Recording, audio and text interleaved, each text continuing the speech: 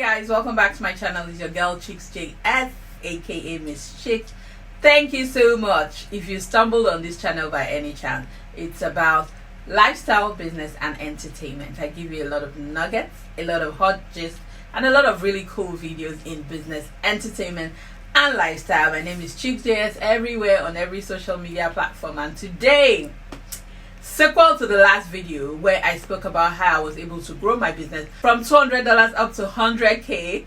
Now I told you guys I was going to share with you the steps that I took that I think actually transformed my business. This was when my business took a new turn, the turning point of my business. So I decided to share with you 5 steps that I took that made a difference in my business. But before I proceed, have you subscribed? If you haven't, now is the time to click it. You'll see it's a little red button somewhere in the corner on the right. Yeah, that one. Please click subscribe and don't forget to give me a thumbs up if you like this video. Thank you very much for stopping by again.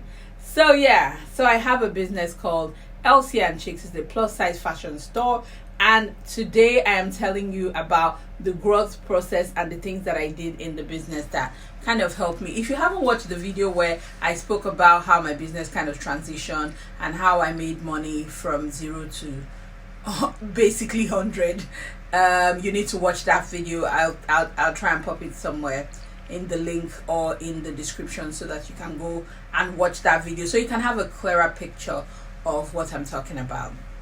So here are the 5 things that I actually did. No need to waste time. Let's get straight into it.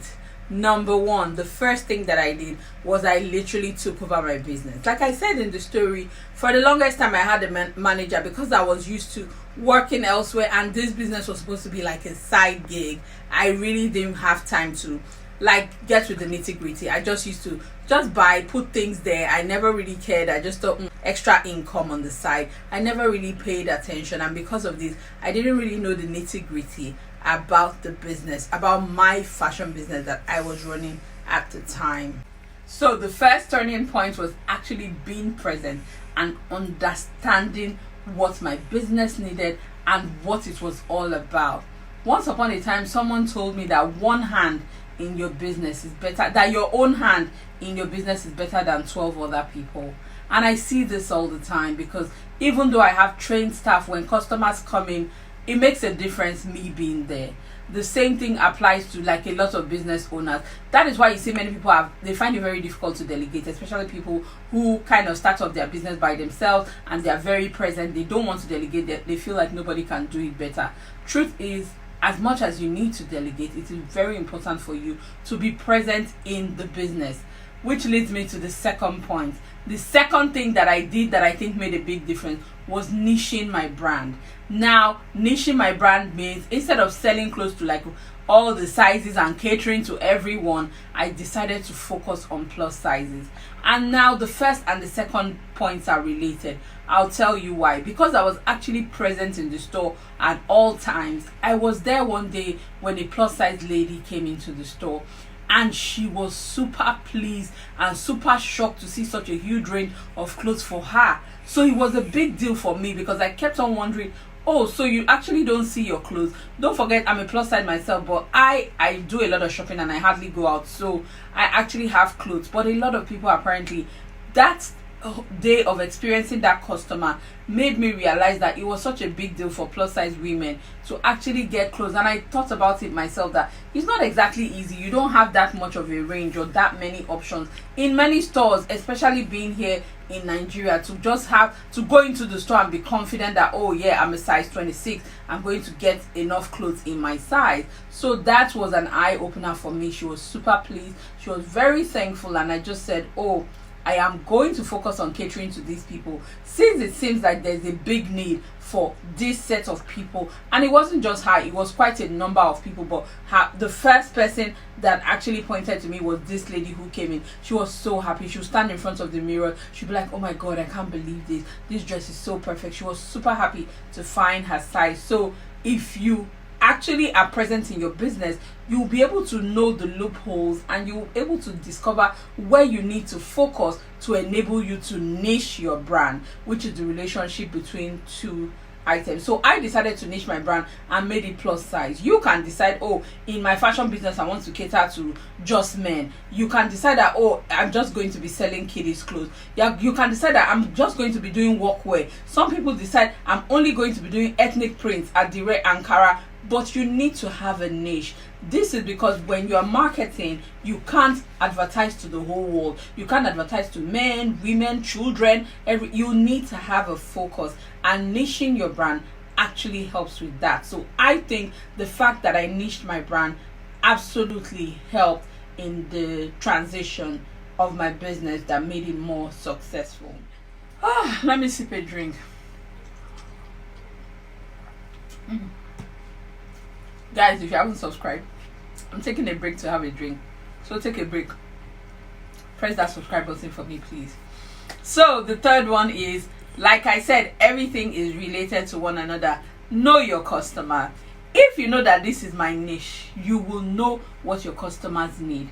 I'll give you an example of my store. Like I said, everything I say is from experience. It's from my own personal experience. I know my customers because when they come in, I have conversations with them. Sometimes I see what they're wearing, and if it's nice, I'll compliment them and actually ask, where do you buy, where do you shop generally, or where did you get this dress? This has opened my eyes to other plus size brands, and I am able to see what they are doing. I'm able to also understand what my customers like. This makes me know what they like to shop in my store, what the alternatives are, and where they buy other things. I'm able to also know the other things that they need apart from the clothes that I sell to them. A good example is, for instance, when customers come to my store and they are changing and I see, oh, they're wearing like really nice like waist cinchers or girdles or things like that. Sometimes I ask them, so where do you get this from? This also tells me things that I can add to my business, because I know that, oh, the people who are plus size really want to kind of give the illusion that they are slim, and sometimes they need things to take in their bellies, or there are bits and pieces they like to hide, and there are different things that they also buy apart from shopping from me. So that knowledge is what will set you apart. The fact that you know that these are the things that my customers need. You need to engage them. You need to speak with them. People do polls, people do surveys, people do research. However you are going to get to know your customers better, you need to figure it out, and you need to know you can't cater to people if you don't know what they want. So you need to know and understand your customer. In my case, I'm fortunate because I also fall into the demographic of who my customers are, so it gives me better insight. But some people might, okay, say for instance I was selling men's clothes. I'm not a man, how would I know? It's only maybe if I ask people around me, that's how I will know. So get to know your customers. It is very important. It makes a big difference. I have a clear understanding of my customers. I know what they like. I know a comfortable price point for them. I know what they like to shop. I know the times that they shop. I understand a lot about my customers, and I think that is also a huge part of having a successful fashion business. So the fourth thing I did that made a difference was that I had to kind of digitalize my business. I had to make use of tools that were available to me. One of which is like the system that I use right now, which is QuickBooks. I was able to use that to be able to generate reports, to do my point of sale, to do my accounting. All of that really helps. So the quicker you automate your business processes, the better for you. So that's one thing that I did. I was able to use different tools to help my business become better. So I just gave an example of QuickBooks, automating your processes, having your point of sale, and that is really important because there's no point doing all these other cool things if you don't even know what stock you have, if people are stealing your merchandise, if you cannot tell how much you made this month, if you cannot tell who are the people that come into the store, if you cannot even tell how many people come into your store. A lot of people don't even have this information. You need to know how many people are walking in, what people are asking for, what you are selling the most, what sizes are the most popular. So there are a lot of metrics that you need to put in place so that you can kind of gauge your business and see what is happening. Apart from like the point of sale tools, there are also other tools. Say for instance you wanted to create a flyer, there is Canva to use to create flyers. There's also social media to communicate with your customers, like WhatsApp. Where are your customers, by the way? Are they on Facebook? Are they on TikTok? Or are they on Instagram? Or are you better off creating a Telegram group?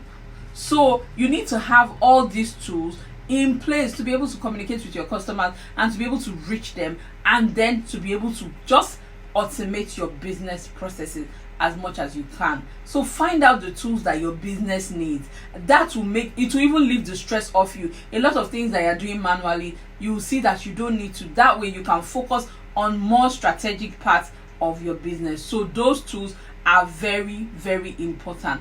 Automate as much of your business processes as much as you can. Get a website. If your customers are shopping online, or if you want them to shop online, then get a website. Do what it takes to bring in innovation into your business and normalize a lot of processes, so that it is less cumbersome and you are focused more on growth and strategy, which is what I did, and I think that also made a very big difference. Number 5, advertise. Guys, I cannot overemphasize the power of advertising. How many people do you know? Sometimes when you do adverts, your post reaches 200,000 people, 300,000 people. Do you know 300,000 people?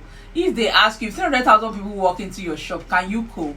So adverts are a great way to reach a huge and diverse range of people. And now the ad tools are super cool because they can retarget people who were interested. There are things that you can put in place so that your ads just reach the right people. So guys, I know that especially with small businesses, you don't want to advertise. Trust me, it makes a difference. Find a professional. Find people who can actually help you pick your audience properly and advertise. Trust me, it makes a big difference. For me, that was the biggest switch ever. My business literally went 5 times higher because of the adverts that I did. In fact, in 1 week, the growth I saw that week, I was shocked with the power of adverts. Granted, nowadays it's harder and you spend more to be able to reach a wider range, but you will not regret it if you do the right form of adverts. In saying that though, your customers might not only be on Instagram. Telegram people now, they have big platforms and big network and huge numbers that they can advertise to for less. There are people on Facebook who can advertise for you and it will work. There are people on Instagram who can put up your post and it will convert and turn into sale. Find the right person to advertise. Not just any influencer. Just because somebody has 5 million followers doesn't mean that they are going to convert. Remember that. Find somebody who will actually convert. And it all boils down to knowing your customer. If you know your customers, you know who they will like and who they will listen to. So if you put all these 5 things together, like I said, they are related, they are intertwined. If you study all these 5 points that I've given you, you will see a big difference in your business, because these are the tips that helped me grow my business. And I decided to share with you because, like I said, this is what this page is about now. I'm sharing with you things that I've learned over the years from experience as a fashion brand. So what are the things that you have actually practiced in your business that made a huge difference? If I left out some things, because like I said, I only shared 5 points because we will sleep here if I start talking. So share with us some of the things that you think that we can do in our businesses to make it better. Thank you so much for tuning in. I will be back in my next video. Trust me, it is going to be very interesting. Don't forget to subscribe to my channel. Please give me a thumbs up if you managed to watch the video till this point. And thank you so much for watching. I'll see you in my next video. Remember, I am Chicks JS everywhere. Don't forget to follow me on social media. Bye guys. Ta-da.